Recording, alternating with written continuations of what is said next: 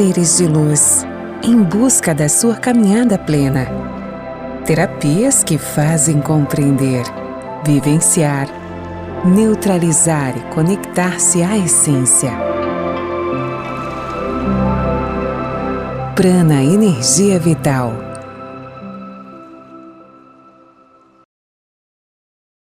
Uma boa noite a todos, sejam bem-vindos a esta sexta-feira no programa Algo a Mais. Hoje o nosso papo vai ser sobre hipnose. E eu estou aqui com a Fernanda do Prana Energia Vital e com o Adamo Brasil, que é psicanalista e hipnoterapeuta. Então, pessoal, vamos saber um pouquinho mais como funciona a hipnose e como a gente poderia trabalhar ela na nossa vida. Fica conosco. Agora, meu boa noite vai pro pessoal que está aqui comigo. Fer, mais uma vez aqui. Eu sempre começo assim, Fer, mais uma vez. Mas sim, mais uma vez, coisa boa ter você aqui. Seja bem-vinda. Já é uma vinheta, né? Sim. E pra mim também é sempre bom estar aqui. Obrigada, Laura. Obrigada ao pessoal da Conecta. E quando tem convidado especial, então eu fico mais faceira ainda, né? Poder Com trazer certeza. uma forma diferente, uma linha diferente de trabalho, uma forma de ver. Se não conecta de um jeito, conecta de outro, né? Então, sempre bom trazer pessoas de formas diferentes. Dessa vez, alguém importado lá do extremo norte do Brasil, né? O Adamo, que é meu colega em São Paulo na formação, e veio começar a atender aqui no Prana, né? Então agora faz parte da nossa equipe, vai estar presente aí no Prana, acho que cada 40 dias, né, Adamo? Então, a linha da hipnose para trabalho de traumas, né? Para ressignificar, PNL. Então, estava precisando essa linha de trabalho no Prana e aí chegou o Adamo. Então, é muito bom poder trazê-lo ele aqui. Obrigada, Laura. É isso aí. É como sempre te fala, né? Levando terapias para a tua vida. Então, são as diversas. E que bacana para que as pessoas possam também entender o que fecha mais consigo mesmo, né? E Adamo, seja muito bem-vindo. Então, é um prazer ter você aqui. Gostaria que tu te apresentasse para o pessoal em casa, e inclusive dissesse de onde tu estás vindo mesmo. Sim, eu sou Adamo Brasil, eu sou psicanalista e hipnoterapeuta. Eu sou de uma cidade chamada Crato, Ceará. Fica do ladinho de Juazeiro do Norte, a terra do Padre Cícero, muita gente conhece. E aí eu já venho com frequência a Chapecó, desde 2018. E aí a Fernanda, nós nos conhecemos agora, em agosto, em São Paulo. E aí nessa minha vinda ao Sul, alinhamos para estar aqui também, né? Dentro da hipnose, quando eu fui estudar, eu peguei a psicanálise e peguei a linha da psicossomática. Então a hipnose não surgiu como objetivo principal de técnica.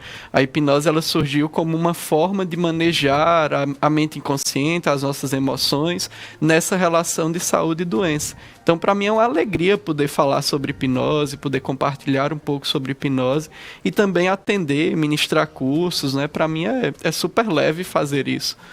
Que lindo ouvir esse sotaque, né? Misturado com o meu sotacão, né? Também, que é o sotaque do norte e do sul aqui juntos. E quando ele me manda uma mensagem escrita, eu falo, Adamo, eu tô lendo essa mensagem com teu sotaque. É isso aí, mas que legal, que bacana, Adamo. E realmente, eu acredito que hoje a gente poder falar um pouquinho mais sobre hipnose, a gente tem talvez uma ideia bem superficial do que seja. Eu vejo que por vezes nós vemos apresentações, vemos pessoas fazendo e dizendo que é terapêutico, porém tu vê que acontece naquele momento e depois daquele momento não acontece mais. É do tipo virarás na galina e não volta, né? E na realidade depois volta, né? Então, como a gente pode entender o sentido da hipnose realmente pensando na parte terapêutica dela? Sim, um dos maiores desafios meus é fazer essa dissociação, né? E aí eu já abro minha fala dizendo que não tem certo nem errado, nem bom nem ruim, né? São modelos diferentes. Então, o modelo de hipnose clássica voltada para show, que ganhou muito espaço pelo YouTube, pelas redes sociais, pelos programas de televisão também até anteriormente, né? Ela é um modelo que tem um fim, um objetivo, que é mostrar as capacidades e potencialidades da nossa mente. Então a nossa mente é capaz, e a hipnose mostra isso, essa hipnose clássica, de comer uma cebola e sentir gosto de maçã. Então, a hipnose de show tem esse propósito de mostrar como a nossa mente é capaz de produzir coisas. E a hipnose terapêutica, ela vem como a nossa mente é capaz de produzir determinados processos de sofrimento e, consequentemente, de ressignificação, de cura, de reenquadramento. Então, o propósito é muito semelhante. A diferença é o para quê. A hipnose clássica fica no para que a hipnose de show, que a clássica pode ser usada em show. Então, a hipnose de show, ela tem essa proposta de mostrar que a nossa mente faz isso. A hipnose terapêutica tem o objetivo de mostrar que a nossa mente é capaz de fazer esse movimento dentro da nossa história de vida, dentro das nossas dores, dentro daquilo que às vezes a gente nem tem clareza que acontece, né, dentro da gente. Então, a hipnose, ela tem esses dois processos, né, que a gente chama de hipnose clássica e de hipnose ericksoniana, que é um modelo de hipnose de um psiquiatra norte-americano, que morreu agora em 1980. E as duas, a clássica e a ericksoniana, podem ser usadas na clínica, mas o meu modelo de trabalho é dentro do modelo do Milton Erickson, né? Então, a hipnose que eu estudo, que eu divulgo, que eu trabalho, que eu aplico, é esse modelo desse psiquiatra. A hipnose, ela acaba ganhando muito espaço porque... O que é a hipnose, né, em termos práticos? É uma técnica que te conduz para um estado de transe. E o que é esse estado de transe? É um estado natural do ser humano. Então, quantas pessoas não passam 10 minutos conversando com alguém que detestam e aqueles 10 minutos parece que foram 3 dias, né? Assim, você fica olhando no relógio incomodado. Nossa, essa pessoa não para de falar. Então, 10 minutos parecem 3 horas, né? Quando você está incomodado. E, às vezes, 3 horas conversando com alguém que você gosta, fazendo algo que você quer, né? Que você escolheu, passa rápido, como se fosse 10 minutos. Então, distorção de tempo é uma das características do estado de transe, né? Então, por que a hipnose fez tanto sucesso? Porque é algo do ser humano, é algo natural do ser humano, né? Às vezes a gente acha que é algo que alguém vai vir de fora e fazer algo comigo, mas esse profissional, ele só te conduz para um estado que você já conhece, para que terapeuticamente a gente consiga manejar e organizar algumas coisas dessa mente emocional que a gente chama de mente inconsciente. Se vocês não me pararem, eu fico falando. Mas eu tô achando ótimo.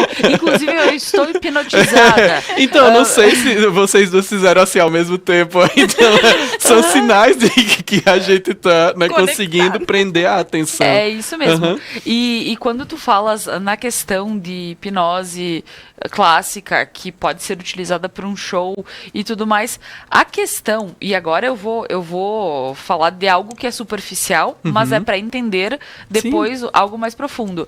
Quando, num show, aparece alguém dizendo: você vai morder essa cebola e vai achar que é maçã, isso realmente acontece? Ou simplesmente a pessoa não sente o gosto da cebola, por exemplo, a fortidão ou algo assim? Peço porque depois, na terapêutica, algo que é mais profundo, aquilo precisa continuar funcionando. Entende? Então, claro que eu estou pegando um exemplo que é algo... Não, mas é ótimo. Algo simples, mas é para a gente poder entender. Eu tenho o show que faz isso. E eu tenho a terapêutica, que pro resto da vida eu preciso não transformar a cebola em... Mas eu quero dizer, fazer aquela mudança no meu inconsciente, dentro do que eu me proponho, do que eu gostaria de realmente mudar. Tá.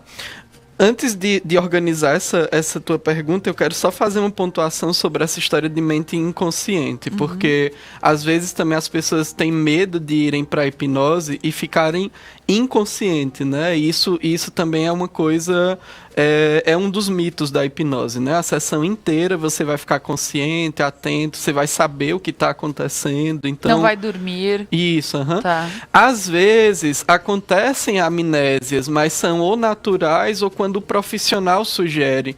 E aí no meu modelo de trabalho eu não trabalho dessa forma. Então se você passa por um curso comigo, ou por um atendimento comigo, ou por um atendimento com alguém ericksoniano, você vai ter o tempo inteiro a atenção. Você vai saber o que aconteceu ali. Você não vai ficar nesse processo de inconsciência. Quando a gente fala nessa mente inconsciente, a gente não fala sobre você não lembrar do que aconteceu. A gente fala sobre, por isso que em programas, em cursos, eu costumo muito falar sobre essa mente emocional. Porque quando a gente fala de inconsciente, a gente precisaria definir. Então é mais fácil, né, falar sobre uma mente emocional, onde as nossas emoções estão guardadas, onde os nossos desejos, onde a nossa, né, onde que esse pano de fundo, que não é o meu pensamento. Que aí dava outro programa, inclusive, falar sobre isso, sobre a qualidade do pensamento. Mas como tua pergunta, eu vou organizar por etapas, porque assim...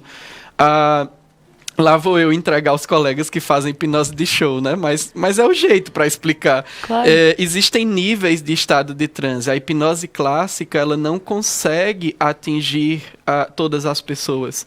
A gente acredita que, estatisticamente, cerca de 30% de um auditório pode ser hipnotizado pelos métodos da hipnose clássica. Então, como é que as pessoas de hipnose de palco trabalham? Elas fazem um teste geral de suscetibilidade e trazem para o palco aqueles mais suscetíveis. Então, aquela pessoa que vem para o palco, ela já passou por alguns testes de colar os dedos, de peso nos braços. Então, já passou por alguns testes. E aí ela já vem nesse estado de alta sugestionabilidade. Então, quando ela morde a cebola, a experiência interna dela é como se ela estivesse mordendo uma maçã. Então, ela acessa o sabor da maçã. Agora, a pergunta é, todo mundo daquele auditório passaria pela mesma experiência? Não, porque os modelos de hipnose clássica não conseguem atingir todas as pessoas. E esse é uma das grandes viradas do Erickson. Porque o Erickson diz assim, vocês que são profissionais da hipnose, quem vocês não conseguirem hipnotizar, manda para mim. Ele gostava de trabalhar justamente com aquelas pessoas mais resistentes à hipnose clássica, menos sugestionáveis, né? Então, quando a pessoa diz assim, eu não vou para uma sessão de hipnose porque ninguém conseguiu me hipnotizar. Então, quando a pessoa diz isso, eu já sei que ela passou pela mão de profissionais da hipnose clássica. Porque o hipnoterapeuta ericksoniano, ele não descansa enquanto não conseguir lhe levar para o estado de transe. Ele é incansável. A gente vai ficar batendo até conseguir a melhor forma de te conduzir àquele estado. O hipnoterapeuta clássico, que a hipnose clássica também pode ser usada terapeuticamente. O hipnoterapeuta clássico, ele tem a técnica dele. Se você não se adequar à técnica dele, ele vai dizer, paciência, você é resistente. O hipnoterapeuta ericksoniano, se você não entrou no estado de transe com a primeira técnica que a gente escolheu, aí a gente vai para a segunda, para a terceira, para... E quando o Adamo fala isso, é importante salientar para o pessoal que toda hipnose é uma auto-hipnose, né? Somos nós quem nos permitimos. Se nós não nos permitimos, aqui na Terra tudo é assim, né? Para que algo aconteça, eu preciso permitir isso. E muitas vezes a gente tem a dificuldade de olhar, nossa, então isso que está acontecendo, positivo ou negativo na minha vida, eu permiti? E a resposta é sim, né? Então, para que algo aconteça, a gente também precisa permitir que isso aconteça. Então, também, quando o Adamo fala estar suscetível, eu estou pronta para olhar para isso. E o que é lindo na hipnose ericksoniana, que também sou uma estudiosa, né? Se trata o trauma ou se trata a dor sem que a gente precise revivê-la. Né? A hipnose ericksoniana, ela vai... tu vai trazer algo que tu tem dificuldade na tua vida, um trauma, uma situação que tu viveu, não consigo dirigir, né? Tenho carteira de motorista, mas não consigo dirigir. Quando eu vou falar em público, me bloqueio. E aí, simplesmente, a gente não tem o acesso na mente inconsciente, né? Algumas pessoas sim, outras não, né? Houve tanta dor e a mente bloqueou, que aí, através de um transe ericksoniano, tu consegue ir lá, acolher aquele movimento, ressignificar, sem precisar reviver. Tá certo. Só Claro. percebi que eu não fechei tua pergunta, né? Que você disse assim, e como dar continuidade a isso, né? Aí é onde está o desafio do trabalho da clínica, né? Porque a gente não vai treinar a pessoa para ser uma pessoa diferente no dia a dia. A gente pensa assim, existe algo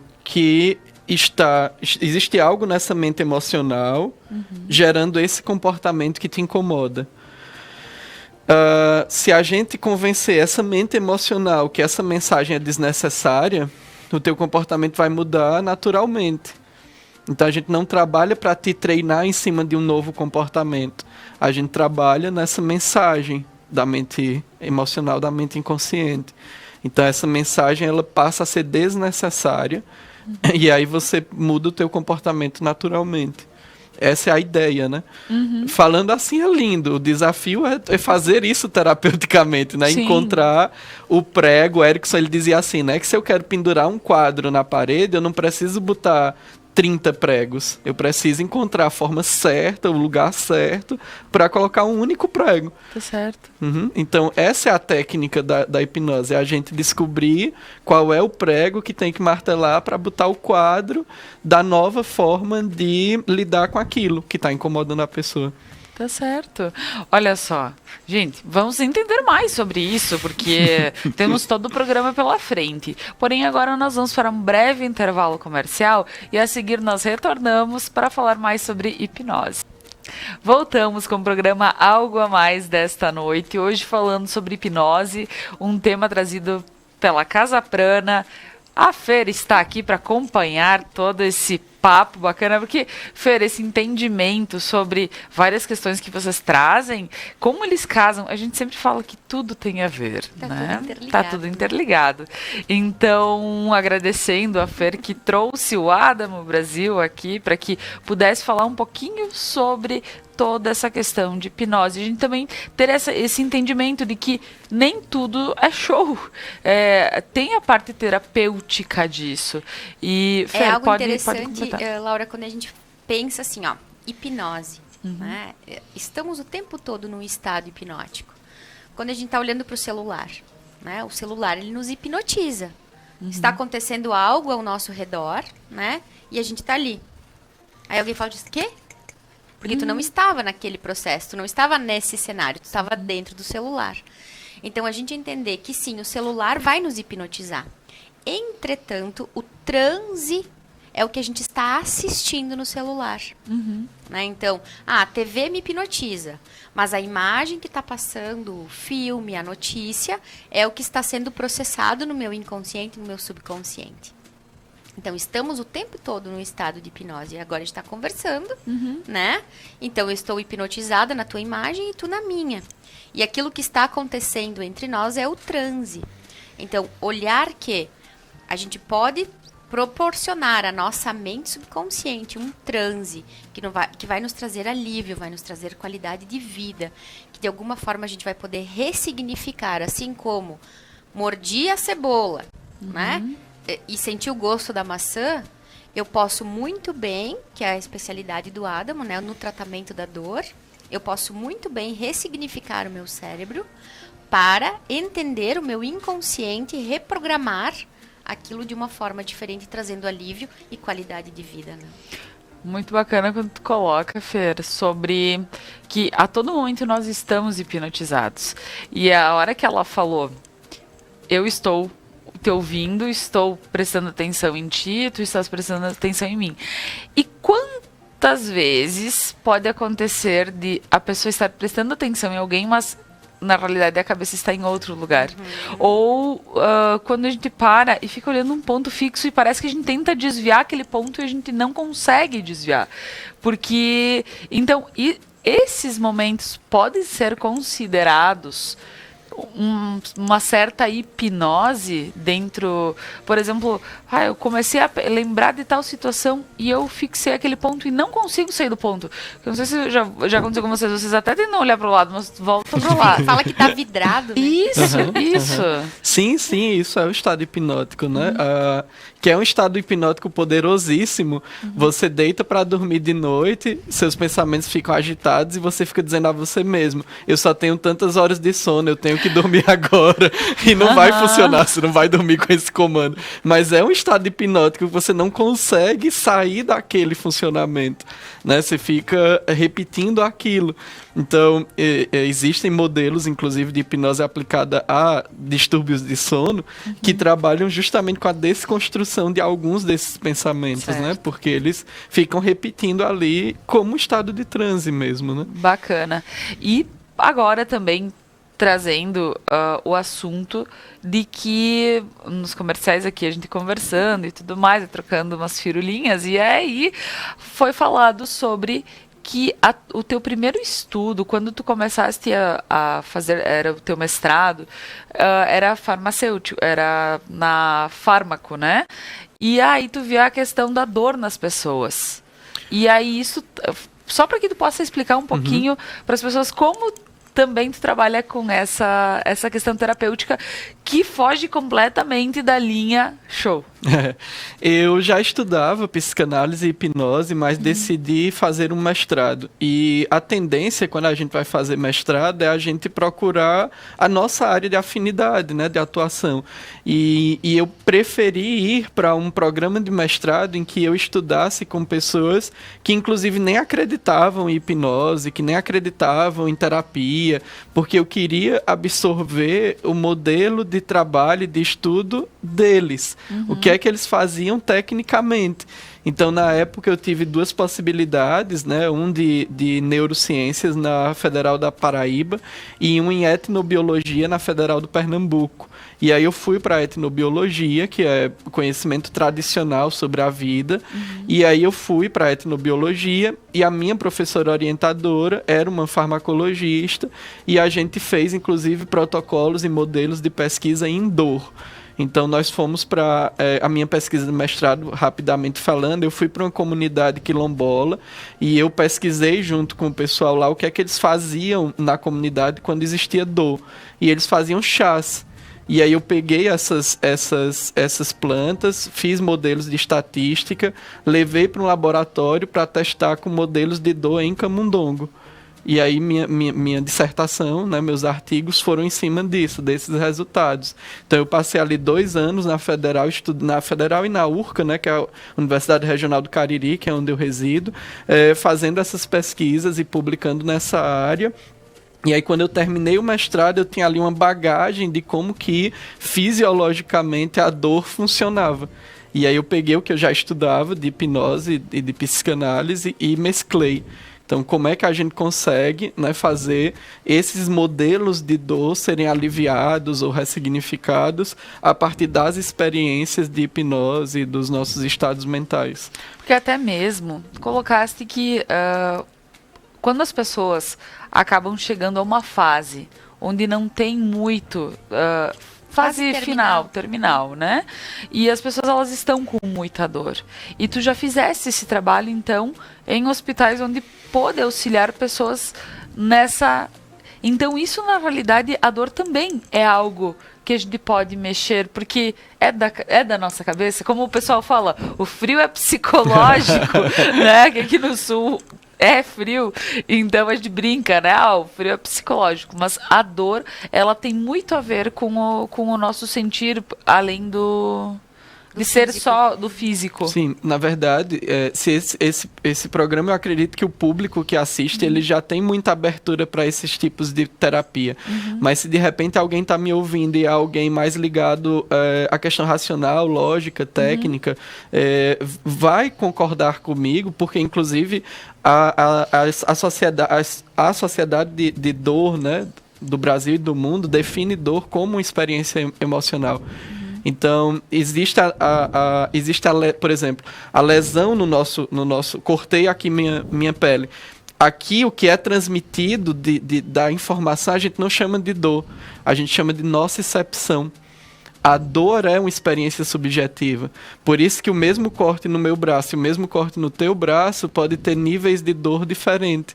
Isso é para a ciência, isso é para a medicina, isso é para a parte pragmática da ciência mesmo, né? Eu não estou falando sobre hipnose, sobre constelação, eu estou falando de resistência eu estou falando sobre a definição claro. de dor para as sociedades médicas mesmo, Sim. né? Então, eu chamo isso aqui, essa lesão, de nocicepção, essa experiência. Aí sim, aí a nocicepção ela é padronizada, porque nós somos humanos e a nocicepção é igual. Então, mecanismos vão existir para não inflamar, para não infeccionar, para não ter hemorragia. Esses mecanismos vão funcionar em mim e em você. Mas o nível de dor é diferente, porque é uma experiência subjetiva. E se é uma experiência subjetiva, então não é que é psicológico, tá? Porque fica parecendo assim, né? Sim, sim. Então você está criando a dor. Não é que é psicológico. É que se é subjetiva, então tem relação com a minha subjetividade. Onde é o Níveis centro da subjetividade? Na mente, né? Então, sim. Então, a dor tem uma relação com a forma que a gente processa ela, né? Tem tempo de eu contar uma historinha? Claro, tem, óbvio. Os pesquisadores de dor, um dos grupos mais conhecidos, uma das duplas mais conhecidas, se chama Melzack e Wall. O que é que eles descobriram? Eles olhavam, né? Eles perceberam que as pessoas que estavam na guerra, às vezes eles eram feridos em órgãos vitais e eles conseguiam pegar o colega que estava ali no chão e carregar até o lugar de atendimento. E aí só lá é que eles desabavam e começava a hemorragia e a dor. E aí eles começaram a pesquisar um negócio que eles chamaram de portal ou portão da dor. Que aí eles perceberam que num alto nível de adrenalina, bioquimicamente, o topo da nossa medula se fecha. Então, aquela informação da lesão no órgão vital não chega no cérebro. Então, o cérebro não começa a fazer os processos de hemorragia, de dor, né, de informação de dor. Então, é como se aquela informação batesse e ficasse no portão da dor. O portão se fecha. E aí, na hora que você chegou lá no pronto atendimento, que você não está mais naquele nível de adrenalina alto, a informação passa e aí começam os processos que deviam ter começado antes, né? Então se existe essa potência de manejo de dor, a esse ponto de você estar correndo risco de morrer, né? E ainda assim resistir a isso, então existem outras maneiras também, né? E isso no dia a dia é assim, né? Quantas vezes a gente se machucou, mas tá na adrenalina. E aí tu vai e faz o que precisa ser feito, e aí quando tu deita na cama, que tu relaxa, que tu vai sentir a dor física. Né? Então, a gente nem sequer, às vezes, para pensar que sim, existem tempos diferentes. Que é o que uma das frases da hipnose ericksoniana, né? O tempo do relógio e o tempo do inconsciente, que são tempos diferentes. Então, olhar para isso é entender que existem formas, que a nossa natureza é perfeita, que Deus nos fez essa criação maravilhosa e que na nossa mente nós temos todos os recursos necessários. Basta que a gente acesse de forma correta, né? Que a gente encontre formas de acessar esses recursos. Nós somos uma fonte infinita de recursos, né? Que bacana. E quando ele fala sobre a dor, eu lembro que eu estou grávida. Então, um dos trabalhos que eu fiz foi na maternidade, né? E como funciona? Aproveitando, né? Tô aqui, vou tirar minhas dúvidas. Porque assim, tô achando o máximo. Talvez reduzir a minha percepção da dor. Porque a gente sempre diz, ai, tô louca pra ver a carinha do bebê, mas a gente tem que parir antes disso, né? Eu posso fazer algumas perguntas pessoais, né? Então, você tem uma filha, né? Já. Sim. Foi parto normal? 17 horas de dor. E aí fui pra cesárea. O segundo filho você quer fazer normal? Ou normal, a ideia é ser normal. Tá. Laura, o que era que a gente fazia, né?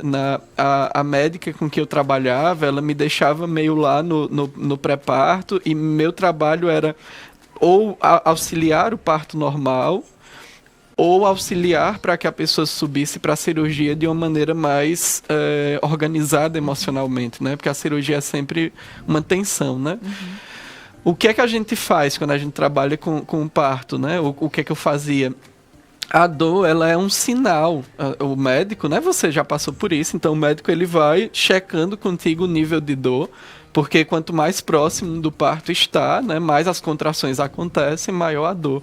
Então a dor, ela faz parte do processo, então a gente não consegue eliminá-la completamente. Mas o que é que a gente pode fazer? Trabalhar com simbolização. Então eu mudava, a dor simbolizava por cor. E a própria comunicação já mudava, porque quando o médico chega e diz qual o nível de dor, a tua atenção já vai para a dor novamente. E a dor é uma coisa que puxa muito a nossa atenção naturalmente. Se eu simbolizo para a cor, a dor está presente, mas a experiência é diferente, entende? Então a tua atenção não vai completamente para a dor. Então tem alguns exercícios que inclusive eu posso até te passar, né? Você falou, eu tô doida para ver o rostinho da criança. Era um exercício que eu fazia frequentemente. Então a mãe se concentrar nessa experiência. Então a gente criava essa experiência anteriormente, a ideia de você com seu bebê no colo, olhando para ele, sabendo que aquilo tudo terminou. E aí toda vez que dava um desespero na mãe, porque a dor estava intensa, eu sugeria que ela voltasse a essa imagem que a gente tinha criado. Então são coisas que você pode fazer sozinha e repetir, inclusive. Que são exercícios que fazem com que deixe mais leve. Isso. Que é a auto-hipnose, né? Que é a auto-hipnose. Olha só. Então, gente, eu tô achando bacana porque existe todo esse outro lado que a gente não tem noção da hipnose. A ideia de estarmos a todo momento hipnotizados, que é algo que tu trouxe, Fer, e também o lado de que a auto-hipnose, agora que foi sugerida aqui, foi falada, e traz um entendimento diferente. Claro que, para quem puder ter um acompanhamento, uma sessão e tudo mais, a gente sabe que a solução... Porque aqui eu quis trazer o meu exemplo, mas quantas pessoas passam por N situações que poderiam ser amenizadas pelo fato de estar, talvez, com a consciência um pouco mais tranquila em relação ao fato que... E por isso das terapias, porque quando a gente fala em dor e sofrimento, a gente vai falar de trauma, né? Então, nós vamos ter lá nossa fase gestacional, nosso parto, nossa primeira infância, toda a programação do nosso software, né, que depois na vida adulta vai rodar. Então, muitas coisas, né, que estão acontecendo na vida adulta são traumas lá da infância. E é como se o nosso programa bugasse. Então, agora não consigo falar em público, gostaria de falar tal coisa para tal pessoa, mas chego na frente da pessoa e não sai. Tenho medo de dirigir, não...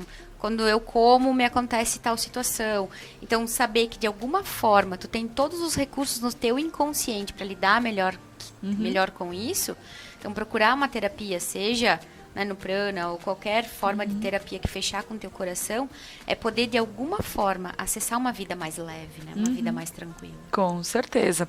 Pessoal, agora nós vamos para mais um breve intervalo comercial e a seguir nós voltamos falando sobre a hipnose. Fica conosco.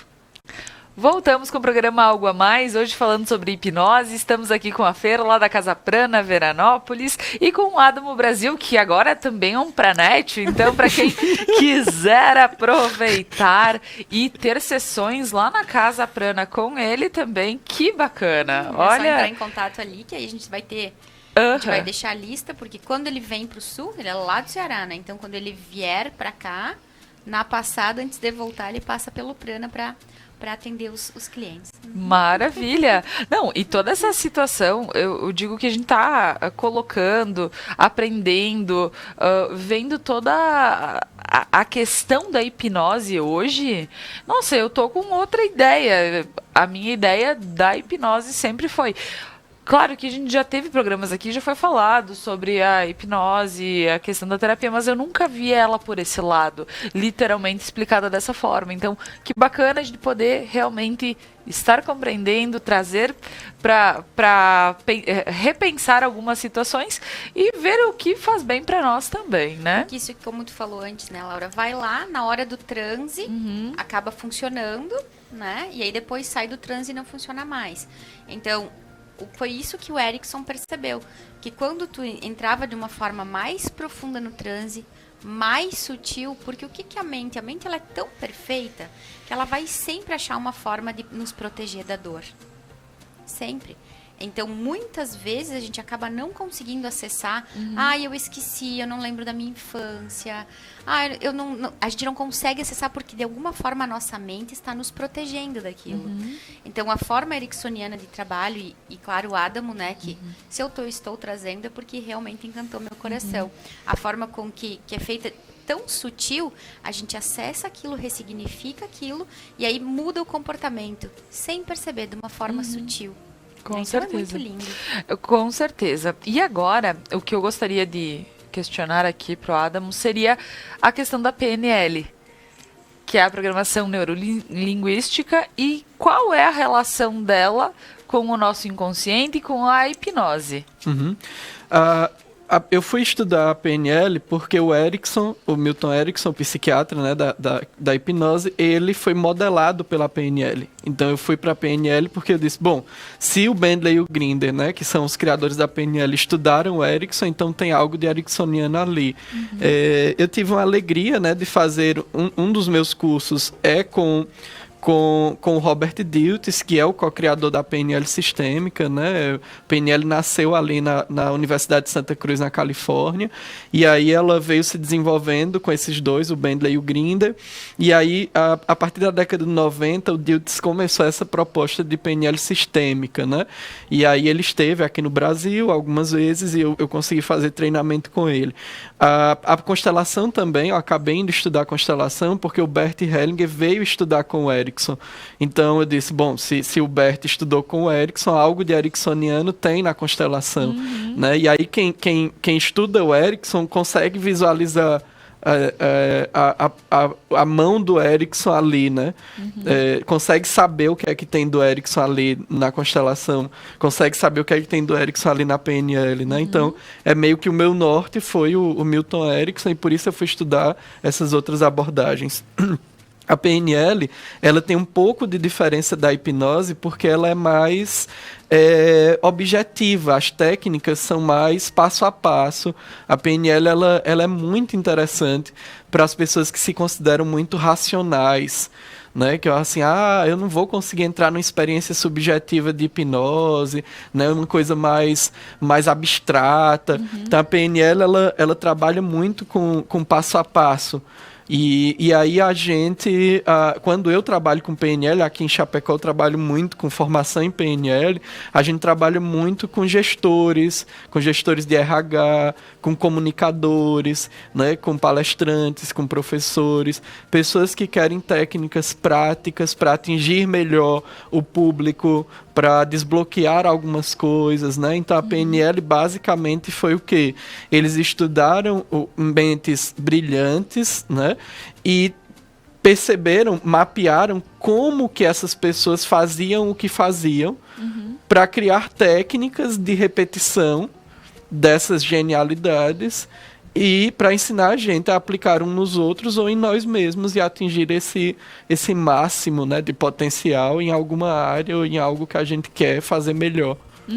Então, quero dizer que a programação neurolinguística, ela é, de certa forma, acaba nos trazendo a forma de pensar no falar também. É a questão de poder modificar a partir do falar. Sim, a PNL ela começou sendo muito centrada em comunicação. Então, um dos grandes nomes da PNL, que ele não fala em PNL, mas é tudo PNL, é o Anthony Robbins, Desperte Seu Gigante Interior, poder, né, o poder... O outro nome me fugiu agora do outro livro dele. Mas ele é muito conhecido e ele usa muito PNL. Então, como que ele divulgou a PNL? Com palestras, com cursos, com essas super palestras, né? Essas que te levam a um estado emocional diferente. Não são palestras motivacionais, mas também, né? Que te levam a um estado emocional diferente. Então, é muito interessante esse trabalho que a PNL faz, porque ela meio que procura explicar como que a mente funciona. E fazer com que você traga a sua mente como aliada no funcionamento do dia a dia. Porque quando a gente para pensar em algo simples e como a gente usa isso o tempo todo, né? Uma palavra. E aí a gente vai nas religiões. Sempre gosto de falar sobre isso, né? Qualquer religião que a gente estuda, a gente vai falar sobre o poder da palavra. Então, uma palavra, a forma com que a gente ouve e fala uma palavra, né? Isso traz um transe no inconsciente. Né? A gente acessa uma palavra que diz, que palavra pesada que tu usou. Né? Então, usar palavras inteligentes, usar palavras para comunicar aquilo que tu quer de uma forma mais clara, mais leve, mais amorosa. Né? Então, a PNL, o Erickson, né? O contexto da constelação familiar, todo está baseado em frases, palavras, na comunicação que nós temos. E estamos nos comunicando o tempo inteiro. O verbal, o não verbal, a linguagem corporal. Então, entender isso e poder usar isso de uma forma mais eficiente, primeiro comigo mesmo, e depois com os que me rodeiam. Quem não quer isso, né? Quem não quer ficar melhor, atingir a sua melhor performance, seja no que for, na maternidade, no casamento, na profissão. Então, as ferramentas da PNL nos facilitam isso, né? Usar sempre palavras de alta frequência para ter formações inconscientes, porque tudo que a minha mente ouvir, ela vai projetar de alguma forma. Tá certo. E tendo esse entendimento que é exatamente tudo que a minha mente ouvir, ela vai projetar. Ou que eu falar também acaba sendo inconscientemente instaurado aí. Como a gente pode ver na questão da hipnose essa forma de deixar tudo mais leve? O que eu quero dizer é, a gente falou antes da dor. Então vamos falar sobre pesos emocionais diários, que às vezes é um trabalho, às vezes é a questão amorosa, é a questão financeira. Então, tudo isso, existem formas de, talvez, ou reprogramar a forma de que se fala, pensando na hipnose? Sim, o que é possível, né, a gente pensar? Tem coisas exercícios da própria hipnose que podem ir contribuindo. Pode ser feito focado naquele ponto que é onde a ferida sangra mais, né? Então, assim, você sabe que tem algo que mais te incomoda, né? Então, tem algo específico no dia a dia que se repete, que de vez em quando volta, né? Então, você sabe onde é que a ferida dói mais, onde é que sangra mais. Então, aí nesse caso específico, é interessante passar por algum processo terapêutico, porque se repete tanto, se fere tanto, é porque está em algo que está em algum nível que a gente ainda não conseguiu enxergar sozinho, né?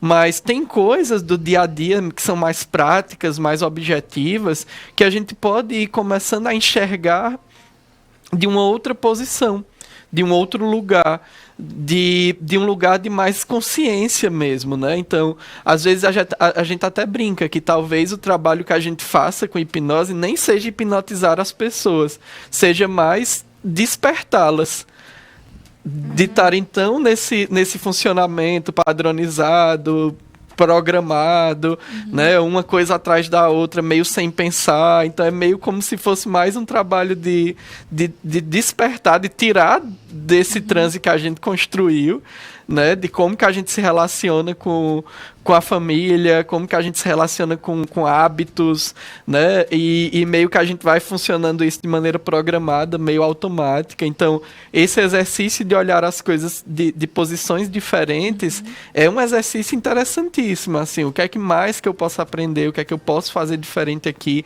e às vezes coisas simples de flexibilidade podem começar a auxiliar, assim, trabalhar em uma mesa diferente, fazer um percurso diferente para ir para o trabalho. São coisas simples, práticas do dia a dia que podem te ajudar a começar a exercitar a flexibilidade.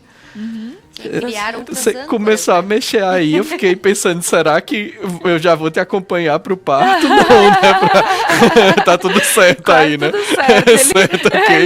Ele foi todo para um lado aqui e tá socando. Eu falei, faz tempo que eu não trabalho em maternidade, né? Será que vai ser hoje? Não, sabe que justamente ele veio todo para um lado, pezinhos, mãozinhas e coisas de um lado, mas eu acho que as costas estão para cá, porque veio tudo. Não, mas não, fica tranquilo, que hoje eu acredito que não vai ser, ainda temos um mesinho pela frente. Fer, olha, pensando em tudo isso que tu falaste, tanto a Fer trouxe quanto o Adamo, a gente já começa a rever todas as nossas ideias em relação ao que pode ser bom, ao que é dito, ao que a gente pode talvez estar reprogramando para que a gente tenha uma vida um pouquinho mais leve. E com isso, agradecendo a vocês, porque estamos chegando ao final desse programa. Eu tenho certeza que eu falaria muito mais, mas quando o Adamo estiver por aí, né, Fer? Sempre isso aí, sempre é bom estar junto e, enfim, entender um pouquinho mais como todas as outras terapias que o Prana tem a oferecer. Então, Fer, muito obrigada mais uma vez. Obrigada por sempre dar essa oportunidade para um todo, né, Laura? Porque quem assiste sempre leva algo diferente, leva algo bom. A gente, de alguma forma, se uma palavra que recebe no programa que tu faz tão lindamente, a gente pode perceber que pode dar uma qualidade diferente de vida, já valeu, né? Já, nossa missão já está feita. Obrigada. Com certeza, Adamo. Muito obrigada pela tua presença. Obrigada por explicar um pouquinho mais sobre toda essa questão da hipnose, que por vezes a gente não tem esse entendimento. Então, agradecida. Agradeço bastante, está sendo uma alegria para mim, né, estar aqui em Veranópolis, estou curtindo bastante. E sim, certamente teremos outras oportunidades, né, para falar um pouco mais sobre PNL, sobre hipnose. E caso tenha alguma dúvida específica, pode entrar em contato com a rede social do Prana, que a Fernanda passa, né, ou ela mesma responde, ela já sabe um monte de coisa disso. Ou até na tua direto, né, Adamo? Sim, no meu Instagram, Adamo X Brasil, tem vários materiais, né, sobre, inclusive tem exercícios de presença, enfim, então tem várias coisas que podem contribuir, que podem auxiliar. É isso aí.